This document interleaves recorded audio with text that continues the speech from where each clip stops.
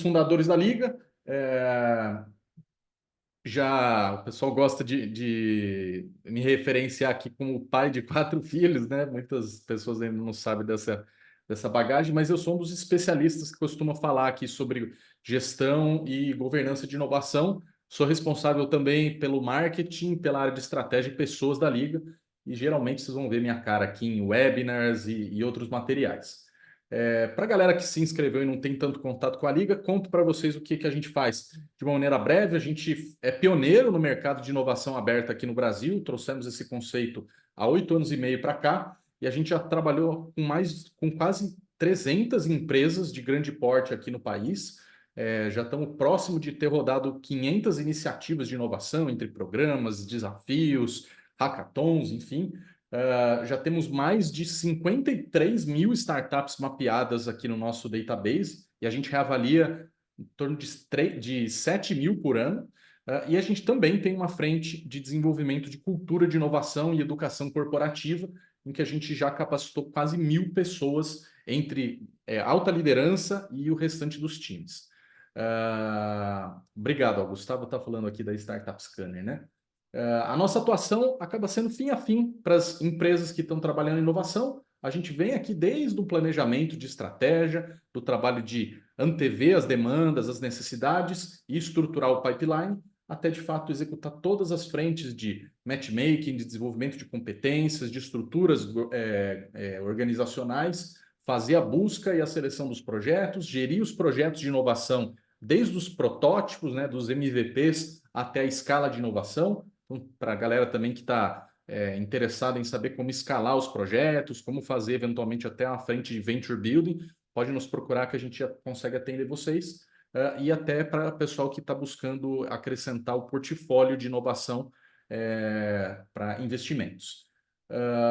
Aqui uma amostragem aqui das empresas que trabalham conosco, estão de muitos segmentos. Acho que isso é uma das fortalezas, das coisas que a gente gosta muito como Liga, de ser muito transversal e com isso conseguir ajudar empresas em lugares diferentes das suas demandas. Vamos entrar direto aqui no assunto, né? Já 4 minutinhos aqui para a gente fazer de introdução. Sempre que vocês tiverem perguntas, fiquem à vontade de mandar ali no chat ao longo da apresentação, mas no final eu separo uns minutos. O assunto está falando de gestão da inovação e, em particular, sobre portfólio. Mas é importante fazer um contexto antes do porquê que a gente está falando tanto da importância de inovação, que no fim, não só o Satya Nadella, lá da Microsoft, que vai falar da importância desse assunto, mas, obviamente, todas as empresas aqui têm lideranças que vão dizer isso nos press releases, nas reuniões de equipe, enfim, que inovação é o que move essas empresas no mundo de hoje e não o legado de tudo que as trouxe até aqui. Isso é bem notório, muitos negócios têm passado por transformações mais radicais, e a gente está, imagino que vários dos colegas que estão aqui sendo muito impactados, por exemplo, pela IA generativa ou por IA de uma maneira geral nesse ano, e é importante que a gente se mantenha antenado. Só que muitas vezes a gente ainda ouve a galera falar assim, mas peraí, se inovação é uma prioridade, muitas vezes a gente recorre a esse expediente da inovação, está no DNA, como se fosse uma coisa garantida para as empresas. A gente sempre vai fazer bem feito, sempre vai ser inovador, porque está no DNA. E eu vou dar um truco aqui já, né, nessa, como a gente fala aqui no interior, nessa máxima, porque o fato é que empresas que têm um legado inovador, não necessariamente elas continuam inovadoras.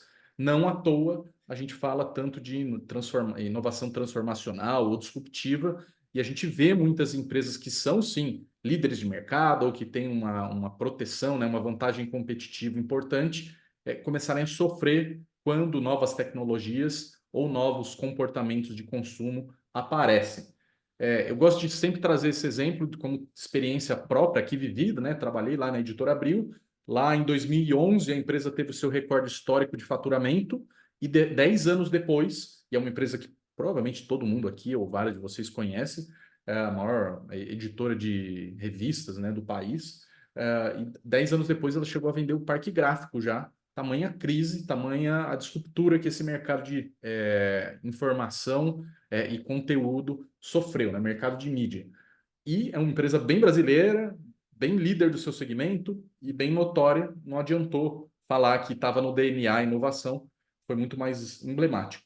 O que a empresa queria como digitalização muitas vezes era passar a revista para o tablet, só que ou para o smartphone. Só que não entendeu que o paradigma era outro, de um consumo muito mais pulverizado entre várias mídias e que você não necessariamente ia ser o grande curador de conteúdo para aquelas pessoas. Tinha que entrar um pouco mais na vida delas, sair do lado só institucional, né, da marca, da empresa, e trazer um pouco mais os jornalistas, as pessoas, né, os influenciadores. E no fim, entender que a empresa, na verdade, não vendia revistas. Ela fazia, sim, uma produção e uma curadoria de conteúdo, só que podia ser multiplataforma, e a empresa ainda tinha muito olhar de proteger a revista como o meio determinante, como o seu grande produto. E se a gente olhar as empresas de maior faturamento, né, lá em 2022, a gente olha aqui que no top 15, mais ou menos, a maioria delas são empresas hoje de tecnologia. Empresas de mídia hoje são empresas de tecnologia. Se você falar mídia puramente, talvez lá em cima, aqui no mercado americano, a Comcast e uma ou outra que a gente poderia chamar aqui de mídia tradicional. Algumas são de mídia, mas mais para entretenimento, né? Disney, Warner, Sony, mas para ver o tamanho da transformação desse segmento. Em outras palavras, não adianta ficar apegado ao produto, é aquela máxima como a gente fala com os empreendedores, né? Se apegue à dor, à necessidade e não à solução. Do lado da transformação, acho que o Nubank é um ótimo exemplo, né? Ele ultrapassou faz um ano mais ou menos, né? Quase um ano já, o Banco do Brasil em número de correntistas, e se tornou o quarto maior banco de varejo em número de clientes no Brasil. E a gente está falando de ter ultrapassado o Banco do Brasil, que é um banco que já tem mais de 200 anos de história. E que em muitos negócios, né, para linhas de crédito e etc., você tem que fazer relacionamento com o Banco do Brasil, mas em 10 anos a Nubank conseguiu transformar, sair de zero até ser o quarto maior banco do país, propondo uma inovação que ela foi de transformação, foi de disruptura, mas não necessariamente é uma inovação, uma tecnologia super diferentona, super em vantagem competitiva contra as outras empresas. Ela organizou a empresa de uma maneira diferente para que os bancos, né, os serviços financeiros fossem mais desejados e bem consumidos. E por fim, para amarrar esse final aqui da introdução, a gente ouviu na semana passada, né, o CEO da NVIDIA falando que uma coisa que parecia a coisa mais óbvia, né, nos últimos 5, 10 anos, precisamos ensinar as novas gerações e nós mesmos a programar para ter uma cabeça técnica. Se o CEO da NVIDIA, que é uma das empresas que chegou aí no grupo do trilhão, está dizendo que vai ser irrelevante saber programar, porque justamente a inteligência artificial generativa fará isso por nós, a linguagem que eles vão adotar é uma linguagem mais humanizada e não técnica. Então a gente precisa entender que a transformação está muito iminente, muito rápida, e que nós não podemos deixar as nossas empresas acomodadas em a inovação está no nosso DNA, então sempre seremos inovadores. Não. Talvez você estava preocupado com RH, pensando em como trazer uma visão mais tecnológica para o time, mais competências, né, de tecnologia, e agora o CEO da NVIDIA talvez esteja falando, olha, você precisa entender de montar, organizar prompts para a inteligência artificial fazer isso por você. Logo, é preciso que a gente entenda, né, suba a barra no ambiente das empresas sobre estratégia, gestão e governança de inovação. Eu vou, obviamente, pelo tempo aqui, dar pinceladas nesses três assuntos para que a gente possa conseguir, com exemplos concretos e com ferramenta, mexer um pouquinho nessas três coisas. Vamos lá, vamos começar primeiro pela estratégia de inovação. De novo, fiquem à vontade se vocês tiverem considerações ou quiserem interagir ali no chat, mandando perguntas ou mesmo mandando exemplos de vocês, das empresas de vocês, dificuldade que vocês estão vivendo ou que as empresas aí do mercado de vocês estão vivendo. Estratégia de inovação, quando a gente leva esse diálogo para as lideranças, nós temos que saber dialogar com a linguagem deles. E a linguagem da liderança vai ser falar de resultado. Não vai ser falar de inovação só porque é um assunto sexy ou porque é um assunto que precisa ser tratado, porque é estratégico. A gente precisa falar sempre sobre inovação dá resultado. E lógico, se eu estou aqui falando com vocês, porque eu acredito que inovação sim dá muito resultado. E só que a gente tem que pensar de uma maneira mais organizada sobre os resultados de inovação. Porque se a gente fala inovação dá resultado, provavelmente o que vem na cabeça de vocês, ou da maioria, é resultado financeiro. Só que resultado financeiro é só um dos 4 tipos de resultado que a gente pode extrair com inovação. Então, para isso, a gente vou ficar insistindo com vocês numa ferramenta que a Liga desenvolveu, que é o Canvas de Resultado e Inovação, para ajudar os times a organizar o pensamento e saber dialogar com as lideranças, seja no momento de aprovar iniciativas diferentes, programas, enfim, todas as ações, seja na hora de discutir projetos individuais, ou seja na hora de montar programas mais continuados de desenvolvimento da cultura ou falar da governança. No fim, é uma forma de você parametrizar o olhar de curto, médio e longo prazo, combinando o jogo, não deixando nada para fora, falar realmente onde queremos gastar energia.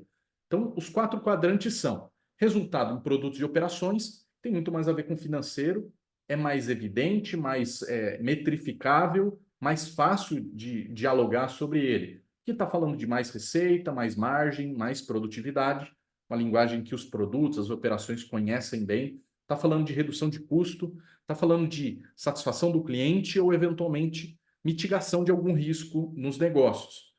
Sei lá, volatilidade do câmbio, por exemplo, ou alguma mudança regulatória, tudo pode estar impactando aqui que onere o custo ou a receita. Então, esse aqui é um lugar meio óbvio, está aqui no primeiro quadrante e também está no eixo sobre impacto no negócio. Mas o quadrante 2, todo mundo vai compreender que ele também é pertinente no ambiente corporativo, que é falar de resultado no âmbito da visão estratégica. Para que a gente fala de IA generativa hoje? Fala porque posso reduzir custo, por exemplo, tirar uma parte do meu time que está ali gastando atendimento, né, em posições de call center, para agora usar o chatbot de uma maneira mais de um diálogo maior e mais fluida.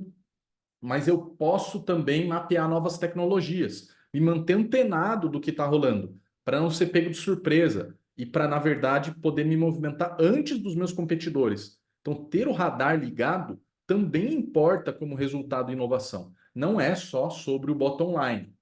Entender os movimentos do mercado, que outros players estão fazendo, saber responder rápido, ou então até mapear os white spaces, né, os espaços de oportunidade no mercado. Ah, tem gente que agora está contratando dessa maneira, tem gente que, clientes ou mercado consumidor na ponta, que está com uma demanda específica. Então, por exemplo, o que a gente viveu aí, tem vivido ainda, né, sobre alimentação mais saudável, está indo até para alimentos funcionais. Cara, se eu não acompanho que tem gente que de repente tem um tipo de restrição ou tem um estilo de vida específico e agora eles estão dispostos a consumir um tipo de produto que eu não tinha no portfólio, eu vou ficar cego sobre essa visão estratégica. Então, tem resultado de bottom line, mas também tem uma parte mais estratégica, analítica sobre a visão. Seguindo o Canvas, o bloco 3, a gente fala sobre marca. Então, também tem um efeito de marca quando você fala de fazer iniciativas de inovação, seja para posicionar a empresa ou o produto como mais inovador. Estamos vendo aí nas últimas semanas, um mês e pouco, a Bis, da Mondelez, patrocinando lá o Morumbi e daí, né, o São Paulo, daí trocando o nome do estádio. Por quê? Porque no fim você quer associar o produto Bis e aquela empresa como um todo, como uma empresa inovadora, e com isso, por tabela, lógico, vender mais produtos, mas é posicionamento de marca. Outro pode ser, e é mais para fora, né, para o mercado como um todo. Outro pode ser mais para dentro do próprio ecossistema empreendedor, para os hubs de inovação, para as startups, para os funcionários que participam desse processo, para os seus fornecedores, para os seus parceiros estratégicos, enfim, todo mundo que participa da cadeia de valor para gerar inovação, mas que eles possam ser atraídos mais pela sua marca. Mostrar essa empresa merece ser vista como inovadora porque ela facilita o trabalho de inovação para quem quer jogar junto com ela. E, no fim, um trabalho com os colaboradores, mas muito mais como marca empregadora, atrair talentos porque a empresa, de fato, é inovadora. E, por fim, cultura, porque muitas das empresas, quando falam lá, nossa, a gente tem inovação no DNA, eles falam muito pensando nos produtos, mas também falam muito pensando nos indivíduos que foram lá no começo, em algum momento, foram empreendedores, né? E que conseguiram desenvolver novas soluções. Mas o difícil é a gente continuar fazendo isso ao longo da jornada. Então, desenvolver skills, né, competências de inovação, desenvolver os indivíduos e também desenvolver a cultura entre indivíduos mais ágil e mais empreendedora. O pessoal ficar menos ali no dia a dia tocando bumbo, mas saber equilibrar dia a dia e construção de visão de futuro. E junto com isso, construir os projetos que vão fazer essa visão de futuro. Conforme a gente vai dando a volta aqui no Canvas, a gente vê que muitas vezes a estratégia matadora aqui para vocês dialogarem nas empresas é começar pelo primeiro quadrante. Assim, vamos falar por eficiência. Vamos começar por como já tirar valor da inovação.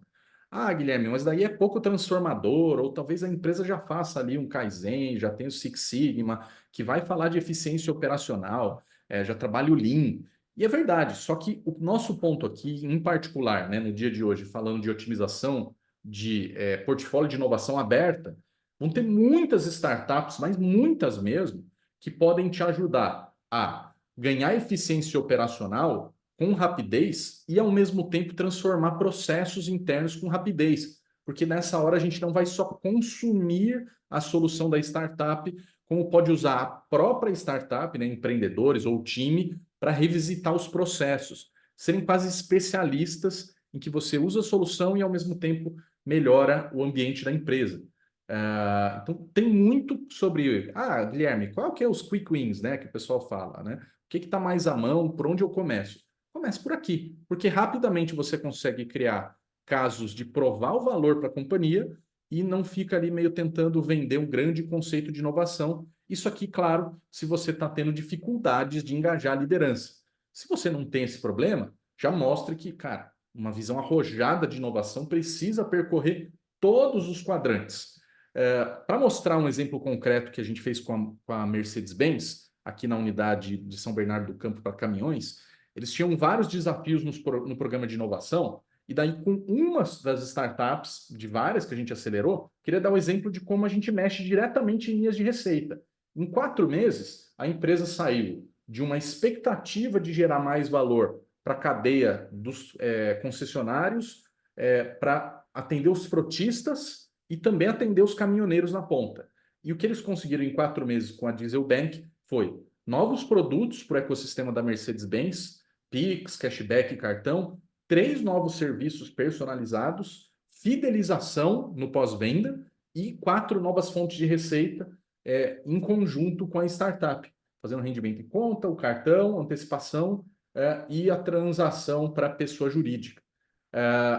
Você vê que com startups a gente também pode desenvolver coisas que seriam chamadas de eficiência, mas podem também ser considerados o H2, né, o horizonte 2 de inovação, que é complementar a jornada do cliente e trazer receita rápido.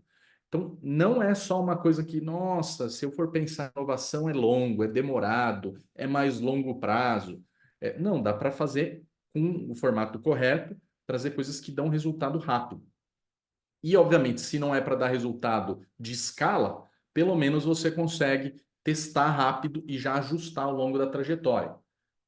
Como eu falei, o foco é que a gente gire aqui o funil. Não necessariamente nessa ordem, mas é uma sugestão de como ir movimentando. Se eu quero ter receita ou reduzir custo, eu vou monitorar novas tecnologias ou espaços de mercado. Se eu estou entrando em novos espaços de mercado, eu preciso me posicionar nesse novo espaço, preciso contar que eu estou ali e que eu sou atrativo. Se eu vou me posicionar no mercado, eu preciso que o time esteja disposto a desenvolver esses produtos novos e que eu possa criar uma visão empreendedora de go-to-market, de abrir rápido o mercado, de validar rápido. Se eu valido rápido, eu trago eficiência ou novas receitas por produto. Entende que uma coisa puxa a outra? Elas estão intrinsecamente ligadas?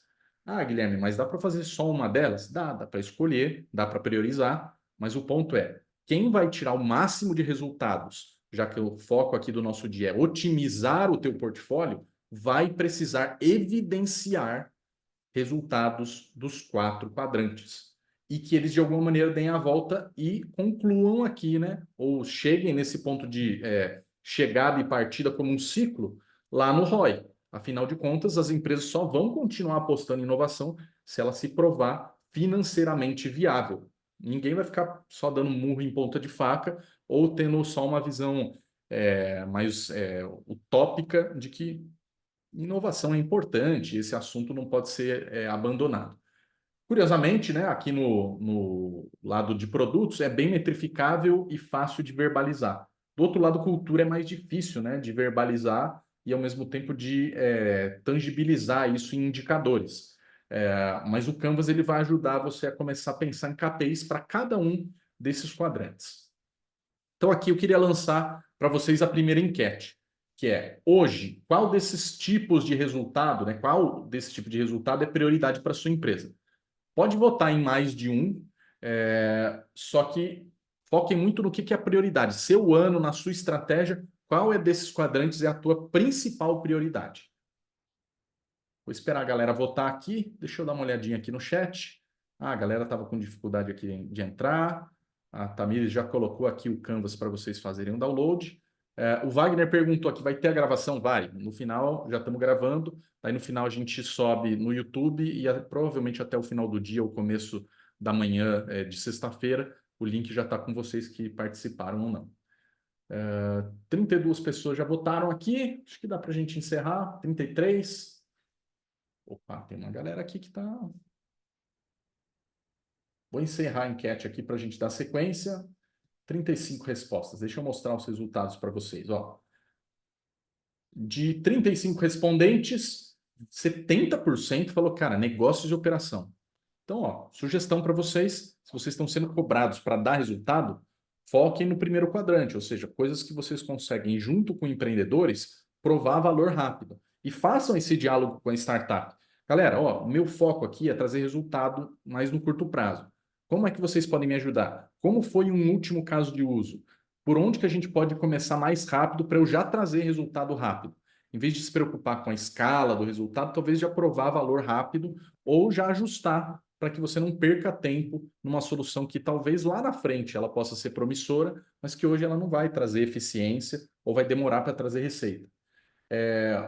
Visão estratégica foi o segundo grupo, né? Que bastante gente, acho que olhando assim, novas tecnologias ou, cara, que outros insights de mercado que eu posso trazer. Marca só 6% e cultura de inovação 17%. Legal que a gente tem feito essa pergunta aqui em vários momentos e do final do ano passado para o começo desse ano, em alguns webinars, cultura foi mais destacado, né? A galera percebendo uma dificuldade de gerar resultado na companhia do ponto de vista de financeiro, e daí percebendo que muitas ocasiões eu tenho que mexer um pouco mais a cultura. Talvez esse ano, né, já fizemos aquele trabalho de aculturação, ou então já estamos sendo cobrados por trazer resultado, como balancear essas coisas. Vamos lá. Seguindo aqui, então, falei da estratégia, agora vamos descer para o segundo nível, que é a gestão da inovação. A inovação estratégica vai olhar mais os resultados e a gestão vai falar dos meios que vão nos levar àquele resultado. Quais são os meios? Para uma gestão da inovação acontecer, a gente vai considerar 3 camadas. A primeira delas é o portfólio. Vamos imaginar aqui que é uma planilha que você tem as linhas, cada linha é um projeto. E daí a gente vai ter que responder algumas perguntas para esse portfólio. O meu funil de projetos cobre todos os horizontes? Então, coluna 1, qual é o projeto? Coluna 2, qual é o horizonte? 1, 2 ou 3? Eficiência, sustentação ou transformação?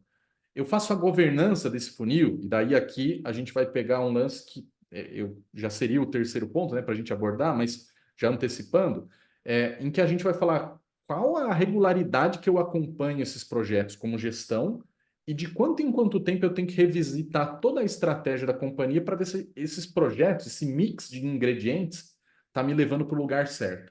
E como que eu alimento o funil, ou seja, outra coluna que a gente falasse assim, esses são os projetos e aqui eles estão associados a necessidades ou dores da empresa ou oportunidades de negócio, para justamente você saber se aquelas necessidades estão sendo endereçadas, com quais projetos você está atacando. Então é muito comum a gente falar, olha, eu quero novas receitas, mas eu quero novas receitas a partir de upsell para os mesmos clientes.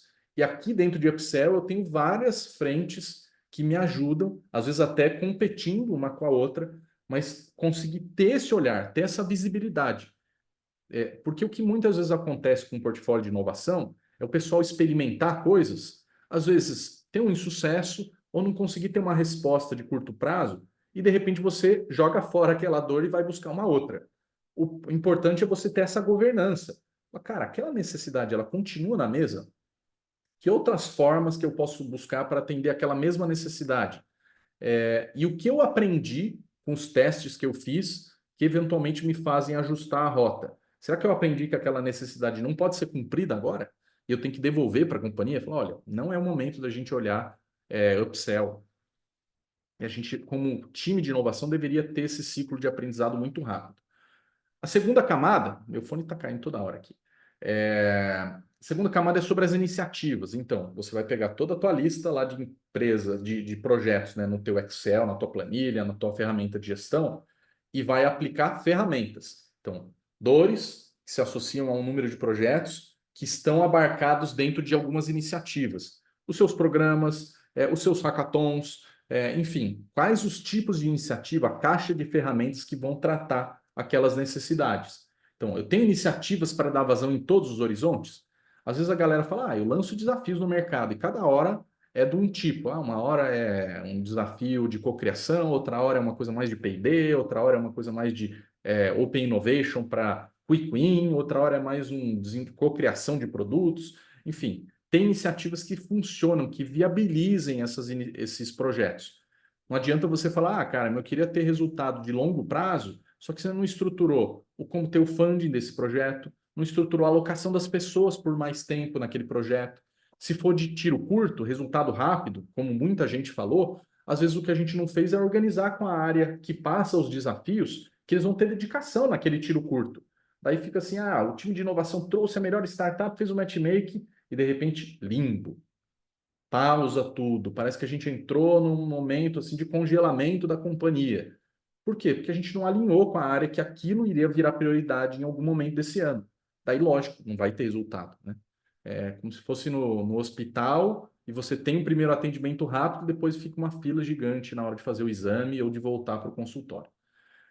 Consigo avaliar o resultado dessas iniciativas, elas geram valor e como essas iniciativas se conectam. Olha, tem um programa que é mais de ideação, que se conecta aqui em uma coisa mais de Open Innovation, mas também Open Innovation com faculdades, Open Innovation com startups, Open Innovation com desenvolvedores, enfim. Open Innovation que conecta numa parte de Corporate Venture Building, enfim, são o teu conjunto, o teu stack de inovação. E, por fim, o que permeia o portfólio e as iniciativas é a cultura. Então, a liderança engaja e apoia, e de fato está presente, ou eles estão meio distantes e nem sabem o que está rolando. Como que o resto das áreas participa dessa mudança? Eles estão só assistindo e sendo demandados ali como SLAs, ou eles fazem parte da transformação? Eles também têm um papel ativo de viabilizar a inovação.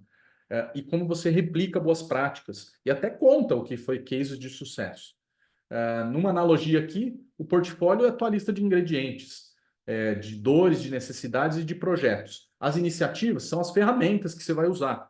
Então, cara, as formas de experimentar aquele mesmo desafio ou aquele mesmo tipo de solução. E a cultura é a forma que a empresa vai desenvolver isso a várias mãos, ou se você está isolado ali como time de inovação, fazendo sozinho, achando que vai gerar um mega impacto na companhia. E o importante aqui, gente, é perceber que cada quadrante ele vai ter uma vocação de ferramenta. A gente vai pegar um outro dia e explicar um pouco melhor sobre as ferramentas. Mas o ponto é, cara, se eu quero ter produtos, por exemplo, eu provavelmente vou ter ferramentas, né, iniciativas específicas. Se é visão estratégica, talvez eu tenha que lançar mão, por exemplo, de relatórios de inteligência, talvez eu tenha que ter uma parte de corporate venture capital ou de investimentos ou até do venture building, estou desenvolvendo algo para o longo prazo. Se for para a marca, exposição para o mercado ou para o mundo, né, para o ecossistema de startups, estar nos hubs, ou desenvolver um próprio hub. Ou se for cultura, treinamentos, fazer os hackathons, as maratonas, enfim, os programas de intraempreendedorismo, programas de treinamento para liderança. Vou dar um exemplo aqui de como a gente tem configurado a máquina de inovação da Porto Seguro, como a gente chama. Então, aqui em produtos, vou ter o programa de aceleração, que é onde começou a Oxigênio. Mas, em paralelo, eles têm as esteiras de startups, que as startups vão sendo apresentadas ao longo do ano. Eles têm um scout ativo, que é muito mais baseado em desafios que aparecem ao longo do ano. que não foram encaixados no programa, por exemplo, porque são projetos de eficiência operacional. Eles querem achar fornecedores novos, eles querem achar parceiros para pensar se aquilo vai virar um projeto. Do outro lado aqui, eles vão ter lugares para experimentar novas tecnologias com a TI. Então, o foco ali não é criar uma solução do zero para o mercado, é mais interno. Mas, por outro lado, eu quero experimentar tecnologias no ambiente controlado. Vai ter o radar oxigênio, que a Liga ajuda com mapeamento de novas tecnologias e tendências. Enfim, eles têm toda uma suíte aqui, né, um stack, para tratar cada uma das coisas com especificidade. Agora, Guilherme, mas quando eu faço os meus hackathons, a minha maratona, ela também me ajuda em eficiência operacional, porque eu trago desafios de eficiência. Ela também me ajuda com employer branding, ela também me ajuda a testar novas tecnologias. É verdade. Então, o que eu estou dizendo aqui é que tem uma vocação primeira. Se eu faço maratonas e acho que isso vai dar um maior resultado em produtos, eu estou enganado. Tem ferramentas melhores. É como você querer apertar o parafuso que é Phillips com a chave de fenda. Dá para fazer, mas entende que não é o melhor e que talvez se você tiver uma parafusadeira vai muito mais rápido. Então, calibrar o seu stack para a necessidade da sua empresa é fundamental. Às vezes vai ter gente que fala, mas eu estou lá no hub XYZ e quero focar aqui em geração de oportunidades. Pode ser que você consiga mesmo, mas os hubs eles estão muito mais aqui em posicionamento de marca, exposição no ecossistema, do que gerar resultado. Muitas empresas estão lá no hub, mas, por exemplo, não tem pessoas dedicadas para trabalhar no hub, para se conectar com startups, e a Liga, inclusive, faz esse trabalho para algumas empresas. Eles estão no hub, mas eles não se organizam em rotina. Eu estou aqui fazendo as minhas reuniões corporativas e da startup vem ou vai e eu nem estou sabendo, ou acontecem outros eventos ou fóruns no hub, e você acaba não dando espaço para, de fato, trazer eficiência operacional. Então, tem vocações. Usem as ferramentas certas para cada uma das vocações. O outro ponto é se você quer customizar as ferramentas para elas tirarem mais valor dos outros quadrantes. Aqui vou lançar a segunda enquete aqui do nosso dia. Estamos caminhando para os últimos 20 minutos ali da call, do Liga Talks. Quais as iniciativas que a sua empresa já sabe, né, já faz hoje para inovação? Que dá para escolher mais de uma se o stack de vocês está mais robusto, que eu vi muito como estão vocês. Scouting de startups ou publicação de desafios, programa de inovação ou de aceleração, Corporate Venture Capital, CVB, né, Corporate Venture Building, relatórios de inteligência, hub interno, hub externo, hackathon, treinamentos, eventos, patrocínios ou algum outro que a gente não estressou aqui, ou que você dá outro nome ou outra configuração. Queria muito ouvir aqui como que está o stack de vocês, até para a gente fazer esse confronto, né? Muita gente falou que o resultado primordial era o quadrante 1. Será que o nosso stack está adequado, né? Será que a gente está olhando nos lugares corretos? Ou então, se estamos, como tirar mais valor deles? Deixa eu dar uma olhadinha aqui no chat para ver, não tinha muitas perguntas. Vou aguardar vocês responderem aqui para enquanto dá tempo de todo mundo responder. Já tem 30 pessoas, 31. Lembrando que pode votar em mais de um, né? Não precisa ser só um só, não.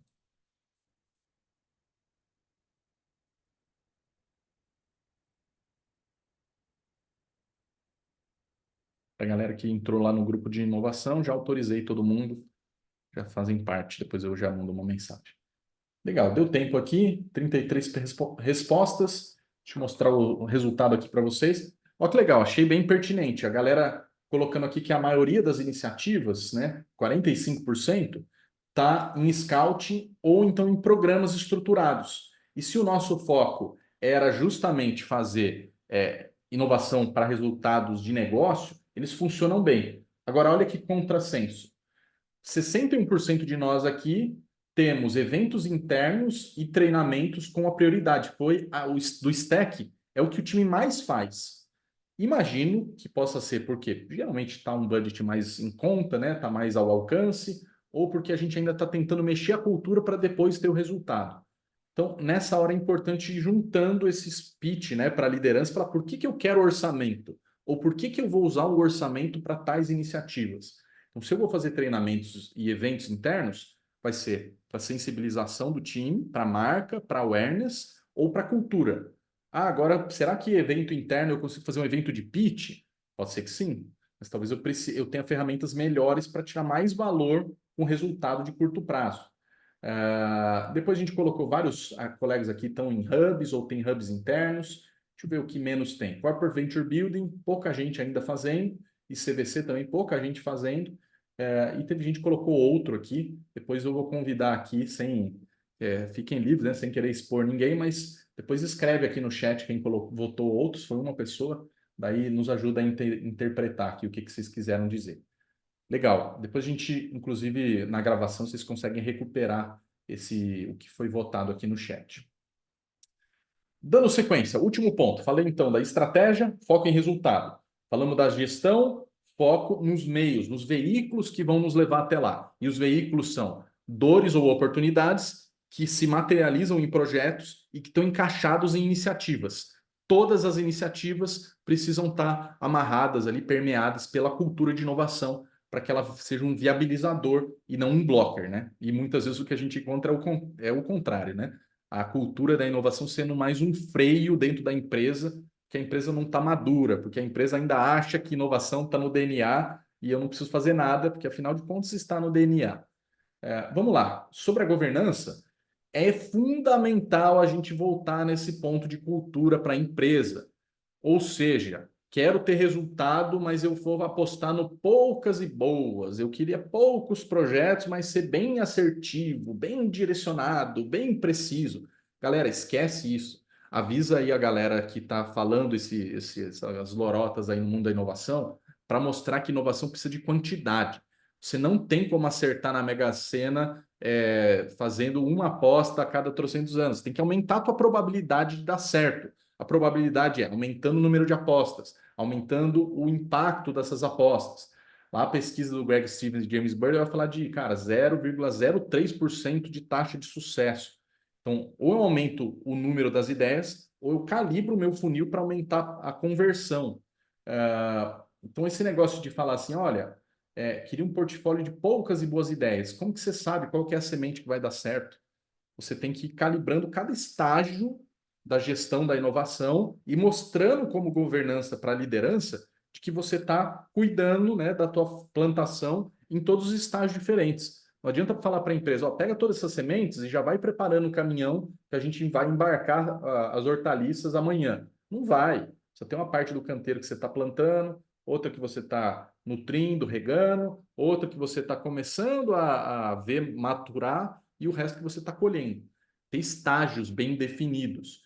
Isso tem a ver com uma mentalidade mais próxima do venture capital, ou seja, em que a gente faça a história do fail fast rodar para valer. Olha, vou ter vários investimentos em que eu vou perder dinheiro, mas o foco aqui não é o perder o dinheiro, eu vou testar muita coisa.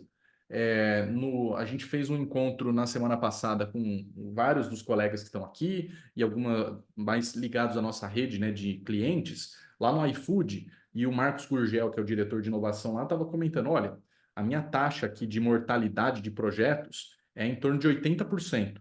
Então, o meu foco, já que eu tenho uma capacidade limite de volume, é matar rápido os projetos. Então, dura, cara, 3 semanas, no máximo 3 meses, a 6 meses, as coisas mais maduras. Então, cara, 3 semanas eu já tenho que tirar coisa da fila. Não dá para ficar ali o ano inteiro com aquele projeto que é meio natimorto, que ele fica ali, você não consegue levar adiante. E distribuindo essas hipóteses para você ter os home runs lá na frente, que é exatamente a lógica do venture capital. Olha que curioso, no planejamento estratégico, o que a empresa provavelmente está cobrando do time é que 100% dos projetos deem certo, o que é uma falácia. Tem que ensinar a empresa que fala, ó, dependendo do estágio, preciso de investimentos diferentes, né? Quanto maior a barrinha, menor o investimento por projeto. Quanto menor a barrinha, maior o investimento por projeto. Cara, vou fazer um negócio de alto impacto e que já está mais maduro, mais dinheiro. Ah, estou dispersando em vários projetos bem incipientes. Pouquinho dinheiro em cada um deles. Ensinar isso para a empresa é fundamental, porque eles não têm essa cultura. Eles olham muito para ainda a cultura de aversão a erro, de um ambiente pouco seguro para inovar. E por fim, para fechar aqui a parte mais expositiva, né, do nosso webinar, O Osterwalder, que é um dos principais especialistas em inovação no mundo, vai falar que inovação não é um evento que acontece uma vez, que você fala assim, olha lá, inovamos. É um processo contínuo, e que demanda muito engajamento da liderança, muito da estratégia e muito da cultura. Isso é diferente do que as empresas muitas vezes praticam. Elas querem falar assim, somos inovadores, e daí quer sair dando os destaques, né, do que está rolando. Isso é compreensível e é natural, e talvez até desejável, mas o que não pode é o rabo abanar o cachorro, é a empresa falar, pô, tá no DNA, e ao mesmo tempo não perceber que tem um contínuo. Não tem uma assim, eu inovo de vez em quando, né? Parece aqueles eletrocardiogramas, opa, pico de inovação. Tem que ser um processo continuado. É como comer bem, é como ter um hábito novo, fazer sempre, entrar na dinâmica da empresa. Lógico que tem momentos que talvez o investimento seja maior ou seja mais possível, mas não é que a gente habilita ou desabilita a inovação, ela precisa ser algo constante para de fato dar resultado. Vou convidar de novo a galera a entrar lá no grupo de inovação. Quem ainda não fez parte, a gente vai começar alguns eventos exclusivos para quem está lá e também vai mandar alguns materiais em primeira mão para quem estiver fazendo parte do grupo. E aproveitar aqui também queria a avaliação de vocês, né, sobre o conteúdo. Vou abrir agora o espaço para perguntas, para dúvidas de vocês. Daí vão poder abrir aqui o microfone ou mandar lá pelo chat e a gente vai fazendo esse bate-bola. Queria muito ouvir a avaliação de vocês. Mas antes, enquanto vocês começam a postar ali a avaliação, antes de vocês fazerem as perguntas, parte do que eu passei hoje vai fazer parte com muito mais profundidade de um curso que a gente vai fazer a nossa segunda turma do nosso curso de estratégia de inovação. Fizemos a primeira no ano passado com muito sucesso. São 5 aulas de 2 horas cada uma ao vivo para ter muita interação, ter muita troca. Vou trazer muitos exemplos das empresas que estão conosco na liga e que pode ajudar vocês a subir a barra para quem já trabalha com inovação principalmente. Estou trabalhando e estou querendo tirar mais valor. Guilherme, posso ir porque eu estou começando a minha jornada? Pode, que também vai fazer sentido. Já tivemos vários alunos que estavam ali começando essa trajetória. Muitas vezes não são de times de inovação, mas para você que já trabalha com inovação, vou fazer um convite particular a vocês. Aqui a gente está fazendo a pré-venda, a gente vai começar o início da venda do curso na semana que vem. E para quem participou aqui do webinar, vai ter 15% off no valor do curso. Beleza? Para quem quiser já fazer a pré-inscrição, só acessar esse QR Code. Estou enchendo vocês de QR Code aqui. É entrar no grupo, é avaliar o evento, é fazer a pré-inscrição. Vai estar tudo no chat e terminando aqui a live, na hora de mandar o e-mail de confirmação, eu também mando para vocês lá. Para quem entrar no grupo, também mando ali pelo grupo para vocês. Beleza? Bem, os meus contatos estão aqui e queria aproveitar os minutos finais para fazer esse bate-bola aqui com vocês. Perguntas, curiosidades, dúvidas de como que vocês fazem para otimizar ali estratégia, governança e gestão da inovação à luz do que eu trouxe de conteúdo hoje. Como era o horário do almoço, quis fazer uma coisa mais sucinta e mais direto ao ponto, em vez de vocês terem que almoçar e tomar muita nota ao mesmo tempo.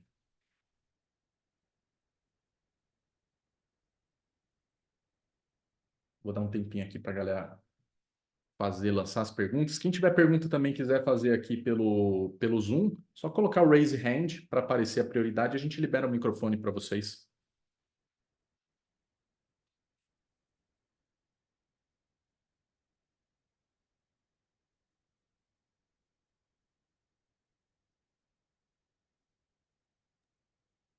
Gui, Opa! a Natália Gonçalves tinha pedido para você repetir quais são os horizontes. Sim, deixa eu voltar aqui. Obrigado. Acho que agora que eu cheguei, estava voltando no chat aqui. Natália está aí ainda. Vou recuperar aqui para vocês. São 3 horizontes, Natália. Tem várias formas da gente encarar frameworks, né, para tentar definir como encarar a inovação. O mais comum, o mais popular aí são os horizontes de inovação que o pessoal da McKinsey, né, propôs aí no mercado já faz alguns anos. Os 3 são, primeiro deles, um horizonte 1, que está falando de inovação incremental. Então, é melhorias de processo, é ter otimização da tua força de vendas, otimização na linha de marketing, enfim, tudo que é incremental para o negócio. O Horizonte 2, ele vai muito para inovação de sustentação, ou seja, coisas que estão satélites ao teu negócio mãe ou então que você está entrando no mesmo cliente em uma etapa nova da jornada de inovação dele. É o que fala de como dar robustez para o negócio. Sabe aquela hora que o cartão de crédito agora fala, olha, você também tem o seguro, olha, o cartão agora também tem a wallet, agora também você pode fazer o Pix. Enfim, é o mesmo cliente, mas que você entra em outras etapas da jornada com novos produtos ou novos serviços. E o terceiro é uma inovação mais de transformação, ou que muitas vezes o pessoal vai falar inovação disruptiva, em que você já está falando de novos modelos de negócio e novos produtos em novos mercados, criando novos segmentos, entrando em mercados que você não explorava antes. Então, imagina que eu tenho o cartão de crédito, mas agora eu vou começar a fazer venda de veículos. Agora eu vou pegar um outro segmento, ou que agora eu vou entrar em um segmento financeiro, mas que está diferente do que eu já atuava. Vou virar banco, né, em vez de ser só o cartão. Então, é o terceiro horizonte. Geralmente, né, nas empresas, o pessoal usa esse modelo. Tem outros frameworks que daria para a gente perfilar os focos aqui de inovação, mas daí a gente aprofunda num outro dia. Espero ter ajudado aí. Deixa eu ver se tem mais questões aqui. A galera está querendo aproveitar, é a hora do almoço mesmo. Ah, se não tivermos mais perguntas, vou convidar vocês de novo a fazer a pré-inscrição, e deixar os meus contatos aqui no final, se vocês quiserem me mandar mensagem, discutir alguma das iniciativas para ajudar a calibrar vocês, fico à disposição também para fazer uma revisão. Quero uma ajuda aí, uma mentoria para você, para revisar o portfólio de cada uma das empresas. Vai ser um prazer. No mais, agradecer aqui a participação de todo mundo e uma boa tarde para a galera.